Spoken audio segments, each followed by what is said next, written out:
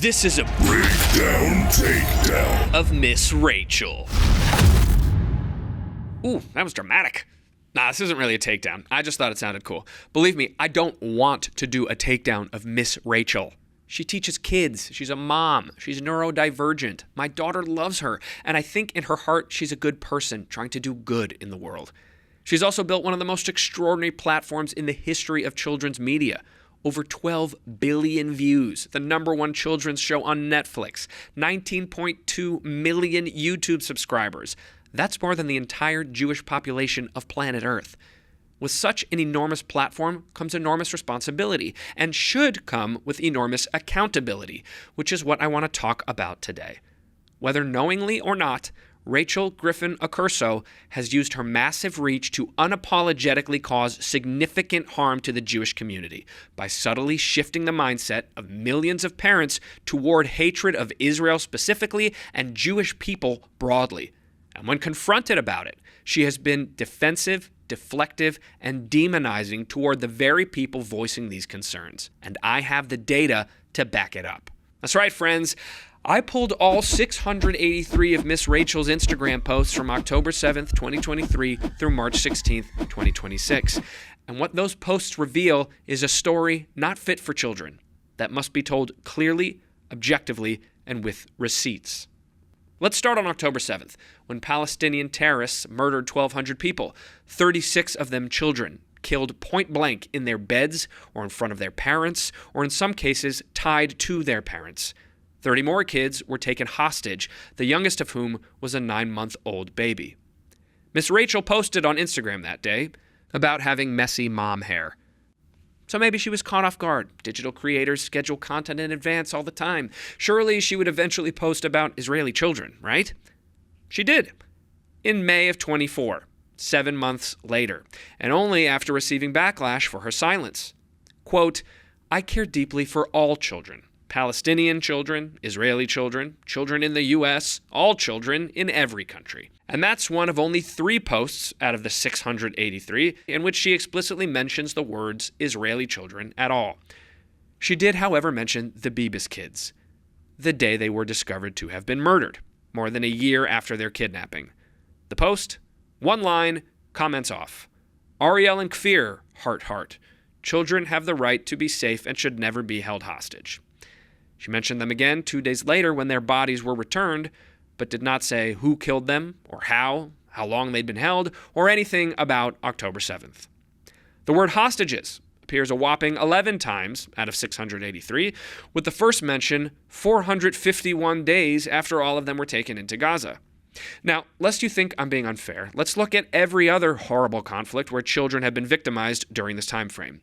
In Sudan, more than 500,000 children have died from malnutrition. In Congo, sexual violence against children is doubling year over year. In Ukraine, between 20,000 and 700,000 children have been kidnapped by Russia.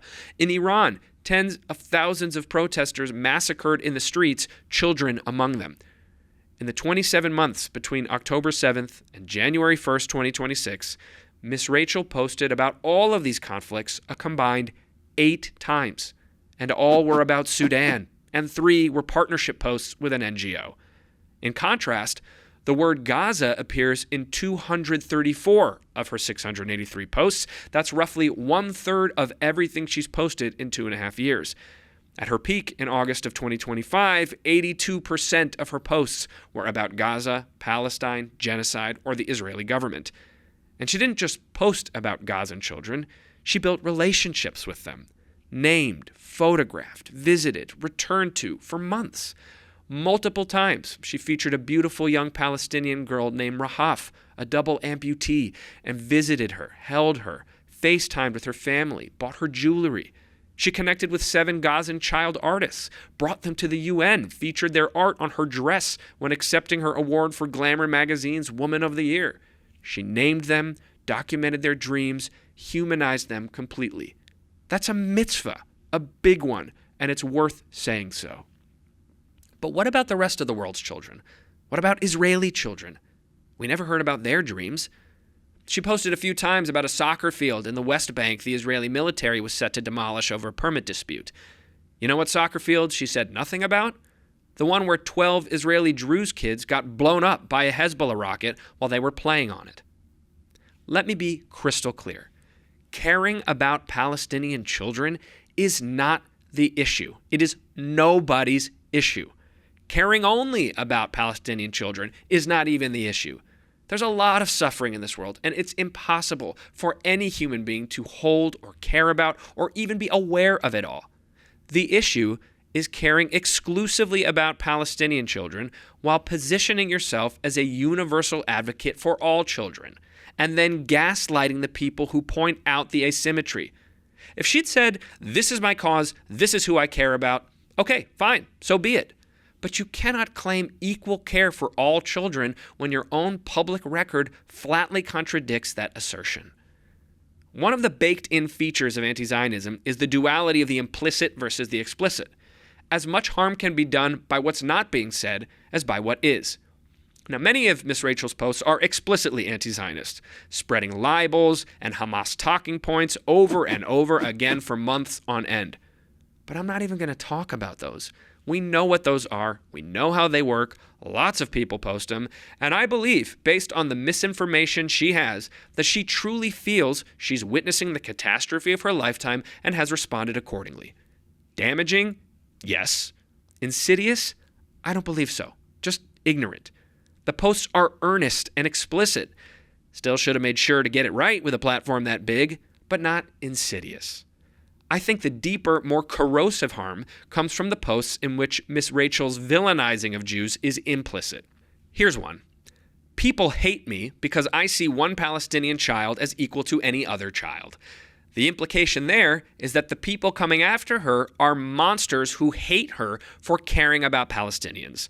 Their criticism is rooted not in concern about bias or accuracy or impact on the Jewish community, but in the disgusting belief that Palestinian kids should not be treated as equal. In fact, she implies their concerns are not even legitimate concerns at all, but hate, irrational, blind, animalistic. And who are these, quote, people? She doesn't say. She doesn't have to. Her audience, primed by months of this content, fills in the blank themselves. It's the Jews. Here's another. Wanting kids to live isn't anti-Semitic. Now, if you're already on Team Rachel or just not paying attention, you might not see anything wrong with that sentence. It's technically true. After all, wanting kids to live is not anti-Semitic. And yet, those 5 words do an enormous amount of anti-Jew demonization. In this framing, the only possible reason a Jew would call Miss Rachel anti-Semitic is not because she's done anything Jews might find harmful, but because she wants children to be alive, from which we infer that those evil Jews do not. That is a masterclass in demagoguery, employing defensiveness, deflection, and gaslighting to emotionally manipulate her audience as she destroys the reputation of an entire community while appearing to say nothing controversial at all. In perhaps her most explicitly implicit post, she describes, quote, good people as those who want kids not to be killed or lose limbs, and, quote, not normal, absurd people as those who accuse others of being anti-Semitic or paid by Hamas just for wanting basic human rights for kids. It couldn't be possible to her that what upset folks is how she ignored Israeli children, or spread the genocide libel more than 30 times while using the word Hamas only twice in almost 700 posts. It must be that these not normal, absurd people, whoever they are, just don't want kids to have rights and would prefer they lose their limbs and die. She never has to say Jews don't care about Palestinians or Jews are the enemy of humanitarian values. She just posts false binaries that position her as good and her Jewish critics as evil, then lets her followers go buck wild in the comments section. She might not post explicitly hateful language herself, but she sure built the room where it lives. Now wait a minute. We've seen her say supportive things about Jews, right? Sure, but almost every mention falls into one of 2 categories. She either invokes Jewish people as evidence that she's not anti-Semitic, or she responds to a specific act of anti-Jew violence with a performative text-based condolence that lasts exactly 1 post, comments off. In 2.5 years, There is not one post that celebrates mainstream Jewish identity or community or the perspective of the overwhelming majority of Jewish people who support Israel's right to exist and reject the genocide framing. The Jews who do appear in her feed are a curated selection of the most anti-Zionist voices available, deployed every time to make the same argument. I can't be causing harm to Jews because look at all these Jews who support me and, by the way, agree exactly with my point of view. When Miss Rachel wants Jewish cover, she reaches for Jews for Racial and Economic Justice or Rabbis for Ceasefire, two of the most explicitly anti-Zionist Jewish orgs in America, whom she called my heroes and with whom she tended a Shabbat dinner where, quote, everyone was against the genocide. The only human rights org she invokes is B'Tselem, Israel's token anti-Zionist organization. The only time she invokes Jews in a positive light is when they're in relationship with Palestinians, like when she posted, I have the most beautiful community around me of Jewish people who care so deeply about Palestinians, or when she posted about the organization Parent Circle, #Gaza. All her on-camera buddies are anti-Zionist, Jewish or otherwise. Gabor Mate, Zoran Mamdani, Hamas sympathizer Motaz Aziza, who said, may God curse the Jews, and praised Yahya Sinwar. It's the starting lineup of the anti-Zionist all-stars. She gave her first public interview about the conflict to anti-Israel advocate Mehdi Hassan on his channel Zeteo. Not the Today Show or CBS or any neutral outlet, Zeteo. Something no one even knew existed until either that interview or this monologue. And of course, she's a loud and proud member of Artists for Ceasefire, who got their own breakdown takedown in this Instagram video I made back in 2024. The community she's built is not the community of someone trying to understand a complex conflict. It's the community of someone who chose a side and surrounded herself with voices that confirm it, while using the token Jewish voices in that community as proof she can't possibly be doing harm to Jews. This is called inoculation. You introduce a small dose of the thing you're accused of to build immunity to the charge. Her Jewish friends are not evidence of care for the wider Jewish community. They are her defense against accountability to it. And then there's January 21st, 2026. The incident. Well, 4 incidents, really. First, she posted Free Palestine, Free Sudan, Free Congo, Free Iran, and under it, a user wrote, Free America from the Jews. Miss Rachel liked the comment, which read as liked by author, for hours. 2, when a fan messaged her about it, she said she'd already deleted it, checked it was in fact deleted, and then confirmed it was deleted. But the comment was not deleted and was still there the next day, still liked by Miss Rachel. 3, after a tearful apology video, an anti-Israel account commented, spoiler alert, they left the comment themselves, implying Jews planted it to frame her. Miss Rachel responded, ooh. 4, she then pinned that comment to the top of the apology video. Her response was to explain that she'd had trouble with the interface, that she moves too fast, that it's okay to be human and it's okay to make mistakes, and that I'm old, so I am not as good with touching things online, I guess. She apologized for the confusion and then pivoted, saying that her advocacy is beautiful and it shouldn't be controversial to say how kids deserve to be treated. In a second apology, she again ends with a pivot. I'm always going to speak out for kids whose human rights are being violated. She could have said, I'm sorry to the Jewish community, or I see I have caused harm, or I should reflect on the fact that my platform has become an environment in which anti-Semitic comments consistently appear in my feed. But instead, she turned her apology for liking Free America from the Jews into a statement about her own bravery in speaking out for Gaza. Indeed, she has never suggested that the Jewish community's concerns about her might be legitimate, only that they are cynical or politically motivated. She has treated Jewish self-advocacy as the antithesis to children's safety, and she has done this while posting, I love my Jewish friends and neighbors one time and going to a Shabbat dinner where everyone agreed with her. That is not solidarity with Jews. That is the performance of solidarity, deployed in service of a narrative that consistently, measurably, and at scale frames Jewish concerns as the enemy of children. Something else she does consistently is deflect accountability by urging Jews who challenged her to go after the real anti-Semitism. She posted, "Anti-Semitism is rising, and it's real, and we need to address it. Saying people are anti-Semitic because they care about Palestinians has kept people silent and caused more death of kids and innocent people. It's caused a genocide to continue." She acknowledges anti-Semitism is real, then argues that Jewish people raising concerns about it are causing a genocide. According to Miss Rachel, Jewish self-defense in the face of bigotry makes kids die.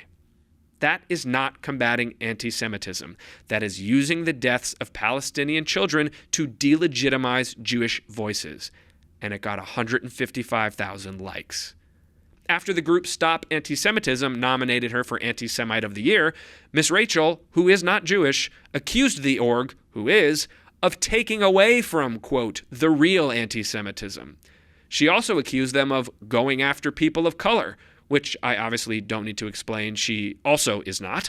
And again, instead of entertaining the fact that perhaps Jewish advocacy orgs know something about what hate against us looks like, she bemoaned the toll it had taken on her and how her kids shouldn't have to deal with the consequences of this, which, to be clear, only happened because they, quote, accidentally overheard her talking about it. For the record, I don't think Miss Rachel is an anti-Semite. I think that's inaccurate and cheapens the word's true meaning. And I think the barrage of those accusations likely makes her even more defensive, more indignant, and more unlikely to listen to us when we talk. I don't think she hates Jews or believes anti-Jew tropes or wants to see Jews killed or even ostracized. And in fact, I think she genuinely cares about Jews, or at least really believes she does. The more accurate designation would be that she's an ideologically captured narcissist who dodges accountability, manufactures victimhood, and protects her own self-image at all costs, even when that means causing great harm to others. I know she does all this because she's done it to me. I've been in touch with Miss Rachel for some months now. I even gave her the heads up that I was going to be writing this monologue in case she wanted to talk, to which she responded, "Anti-Semitism is rising, and I should please focus on someone who isn't her." She insisted she's an ally, to which I responded, "A true ally listens when their ally says you are doing us great harm, and does the hard work of listening and understanding and repairing the harm." To which she responded, "I've done that." Heart emoji. And that's it in a nutshell. She's just not interested in getting this right. As Miss Rachel herself said, to excuse that time she repeatedly liked, pinned, and replied to anti-Semitic comments entirely by accident, it's okay to be human. It is okay to get things wrong and be humbled by them. I'm willing to bet that if you put yourself in her position and a large portion of an ethnic minority community accused you of being bigoted against them, you'd probably react differently. But she's not interested. And that commitment to being strong and wrong is what makes her actions genuinely pernicious. The people reading, liking, and commenting on all of her deflective, defensive, and demonizing posts are not fringe actors. They're parents. They're people who came to her page for the "I'm So Happy" song and who have been slowly and methodically taught to associate Jewish concerns about anti-Semitism with indifference to children dying. This is how hostile anti-Jewish environments are created within social norms today. Not with tiki torches and Nazi salutes, but with a woman in a headband and overalls, crying real tears over real children, who has structured her entire public narrative so that Jewish advocacy reads as opposition to childhood itself. One final piece of data for you. All 234 posts that mention Gaza, every post where Israel or Jewish appear in a negative light, and every post mentioning anti-Semitism in the context of an all lives matter talking point have open comments. These comment sections are what have built the engaged, radicalized audience we've documented today. The 13 posts sympathetic to Jews or Israelis, you guessed it, comments off. All 13 of them. No opportunity for her audience to respond, engage, share, or build community. That is not an accident. That is a deliberate choice about whose grief gets to be communal and whose gets to be silenced, whose suffering builds a movement and whose gets buried. Miss Rachel likes to say, one day our grandchildren will ask us what we did. Well, Miss Rachel, we know what you did. Maybe now, if you finally care to listen, you'll know too.